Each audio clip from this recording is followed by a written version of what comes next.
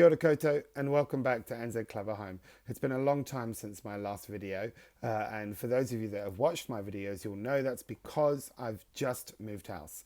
But now I feel like I've been here for a while, I've had a chance to set up, I've created some home automation, I've changed my HomeKit setup and I thought now would be a good time to show you all what it looks like. So let's take a closer look.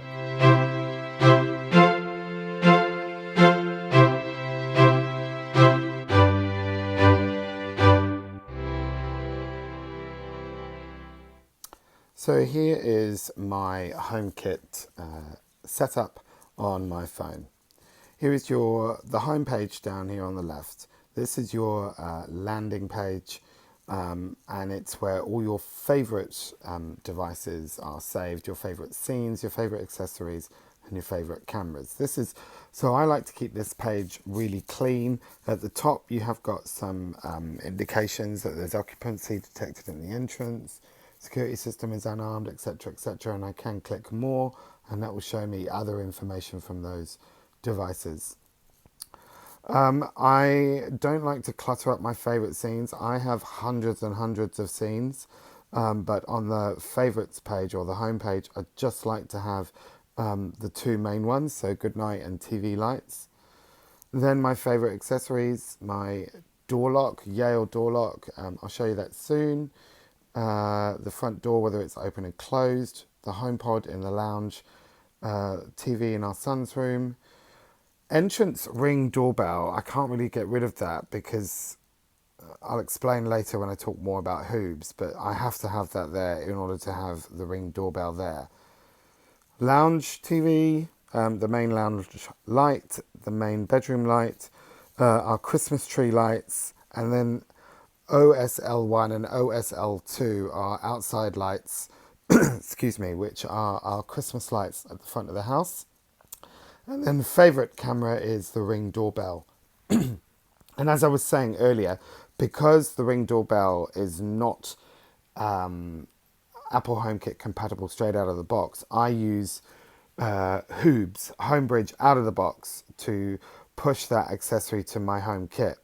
And as a result, this button here, the one I've just pressed, that's connected intrinsically to that. And it's not a power button by all accounts. It doesn't turn off the Ring if you push it.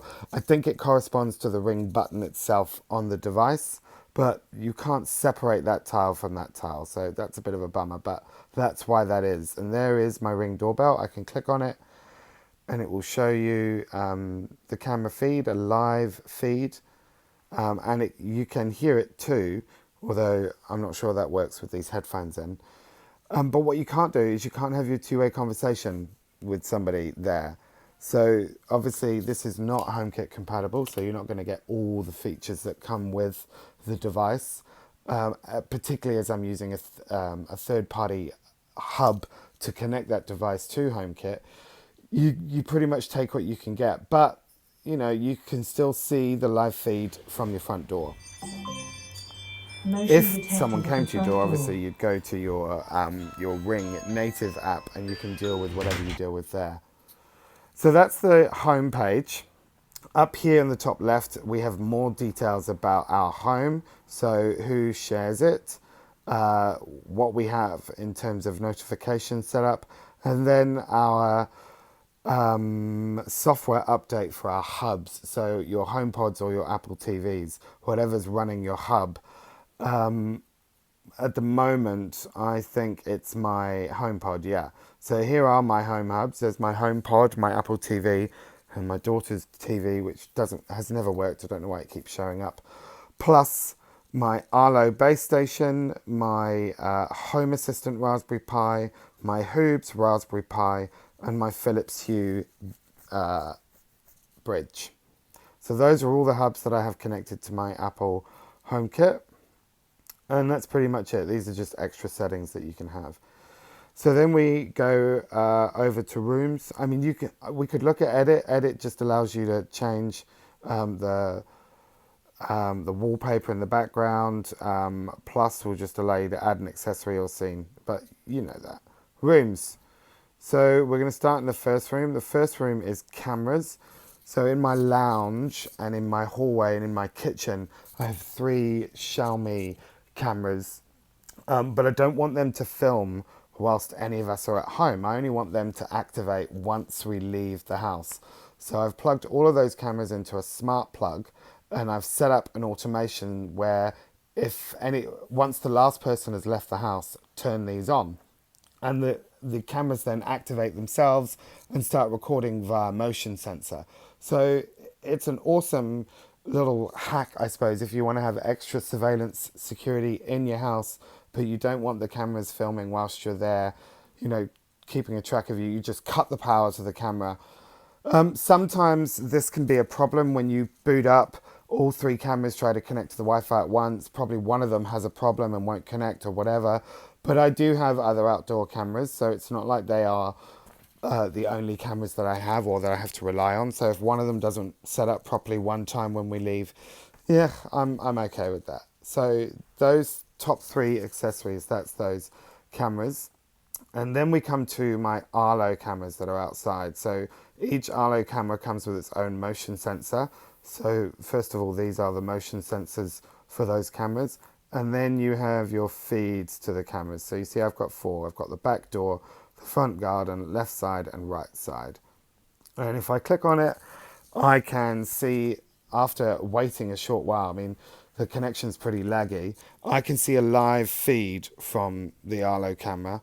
But again, what I can't do is I can't have two-way audio communication. I'm hoping that with Apple's secure cameras, a new feature in HomeKit will resolve that. I don't know, but we'll see. Because Arlo is supposedly Apple HomeKit compatible out of the box, which it is, but a lot of the features aren't available in HomeKit, which, I think sucks. Anyway, so there's the live feed. I can change the camera here to whichever camera I want to look at. And this just shows me other accessories within that camera's room. So there's the left side of the house, etc. So my first room is my cameras room, where I have all the information for all the cameras in my house. Second room is the entrance. So this is where I have the door lock, the front door, whether it's open or closed, and the light in the entrance hallway. And then we come to my Life 360 and tile integrations. So I use Life 360 with my family, and we all track ourselves on that app. And I have synced Life 360 with my Home Assistant on my Home Assistant Raspberry Pi. And then I push that to HomeKit. So Barnes keys, Barnes wallet, Stu's keys, Cam's wallet, they are all tiles that are on the keys or in the wallet. And I have the tile integration on Home Assistant, and then I can push those down as devices. The Barnes, Stu, Cameron, Dad, Mum, and Jackie, they are all Life 360. So that's all the circle on my Life 360, and I have the Life 360 component in Home Assistant, and again, I'm pushing that down to HomeKit. Then there's that Ring doorbell button again, and then there's the lights for outside, the Christmas lights, so in their actual room, and of course the Ring doorbell, because that's its room too, the entrance. Yep, and then a few more scenes in here. So at the start I said I don't like to clutter my homepage with scenes, but I do have lots and lots of scenes.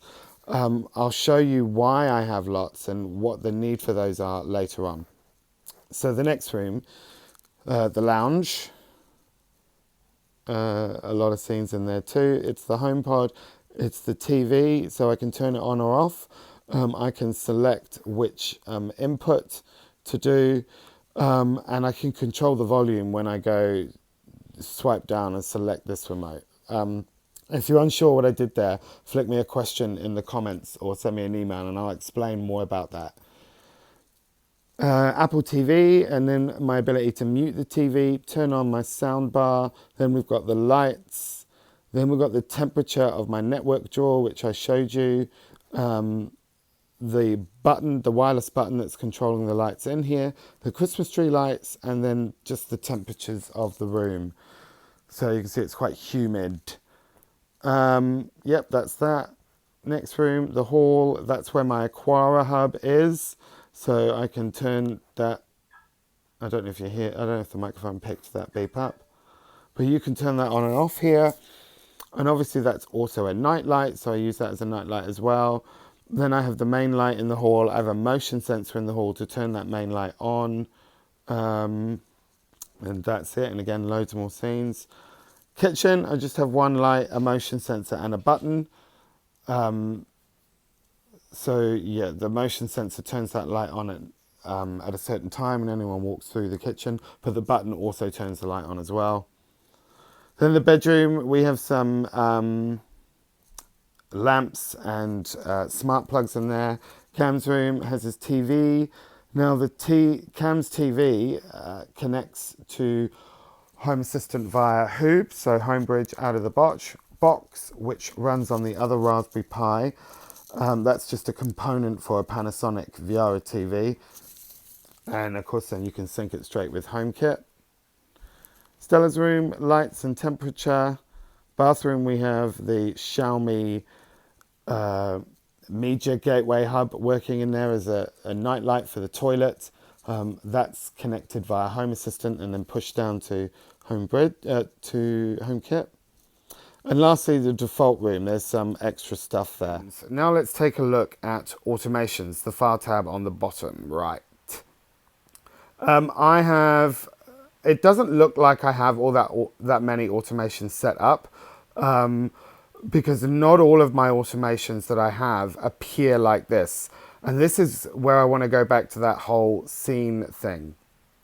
The reason I have so many scenes is because I use these wireless buttons here.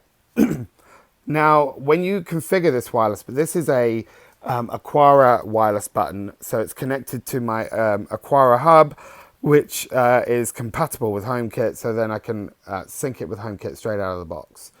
Now, you can set up the single press, the double press, and the long press right in HomeKit, but that's only one function per press. I want to have 3 different functions, but I want to be able to turn them on and off. So I want a single press to turn an accessory on or turn an accessory off, depending on the state the accessory's in. And unfortunately, at this point, you can't do that in HomeKit. You can only set it for a single function. So what I do to combat that is I use an app called Home 3, where you can create far more complex automations, which then appear as scenes in your HomeKit. So you can see now there are a lot more automations here. And these are a classic example of those buttons. So for example, kitchen light on, I press the button once. If the kitchen light is off, then I want it to turn it on.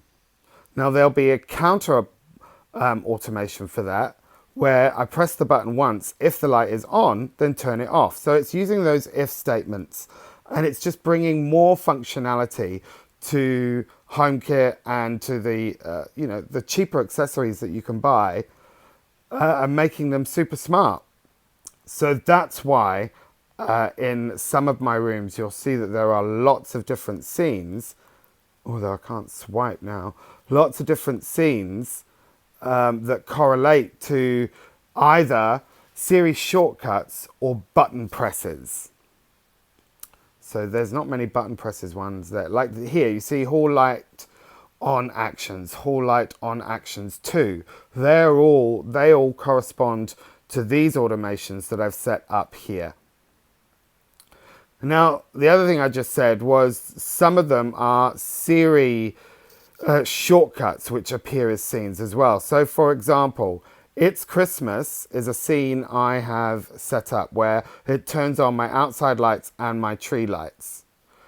Now all I have to do is click activate the voice assistant, I don't want to say the name, sorry, and say it's Christmas, and she will then turn that scene on, which I've just turned on physically by pushing the button.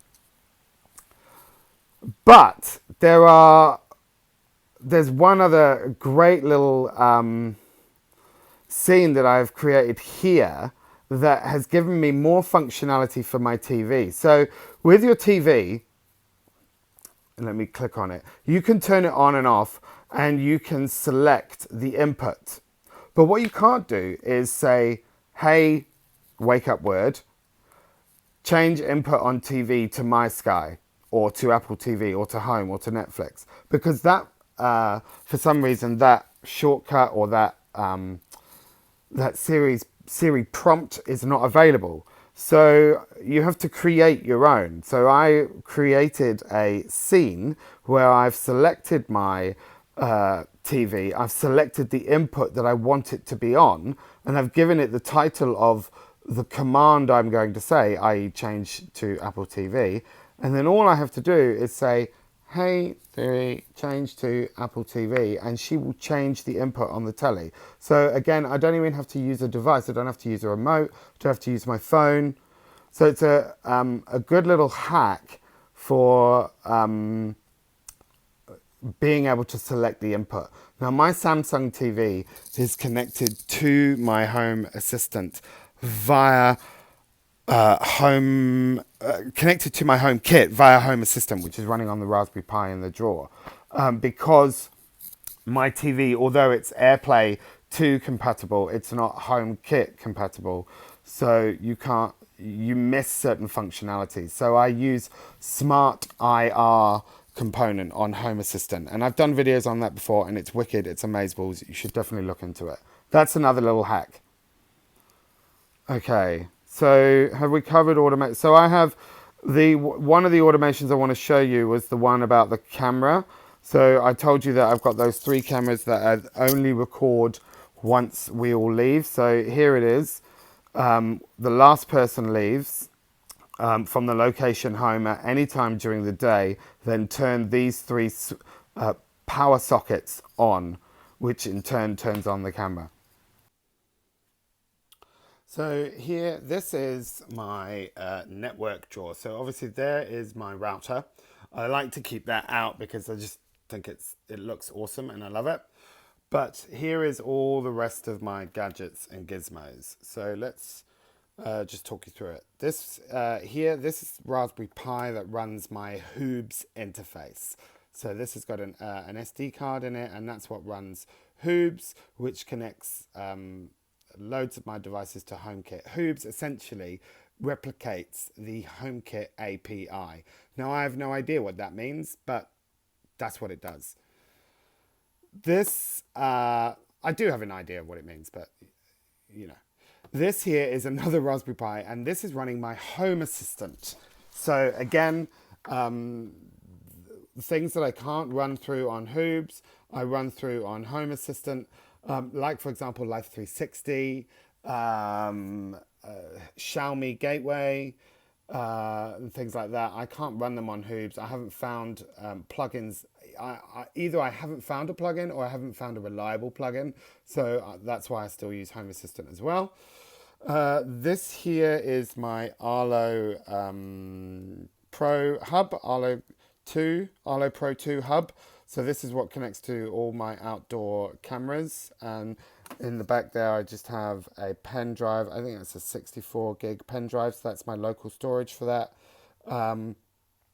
Over here is my Philips Hue bridge. So this is all my Philips Hue lights.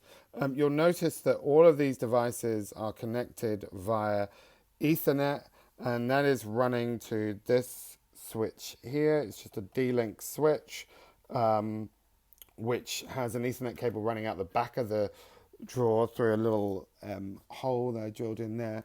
That runs out the back of the drawer and into the back of the modem, obviously. And then this is a 2 terabyte hard drive, which I'm going to use to set up a NAS. I'm going to actually get a 3rd Raspberry Pi to sit here, and that is going to run my NAS. I don't know what I'm going to do yet with that. I want to create an online media, not an online, a network shared media center where we can store our videos, our movies, and photos and stuff, and we can access it on all of our devices. I haven't fully finished my research on that, so if you have any suggestions, please flick me an email or put it in the comments or whatever, And then obviously I've got a power strip.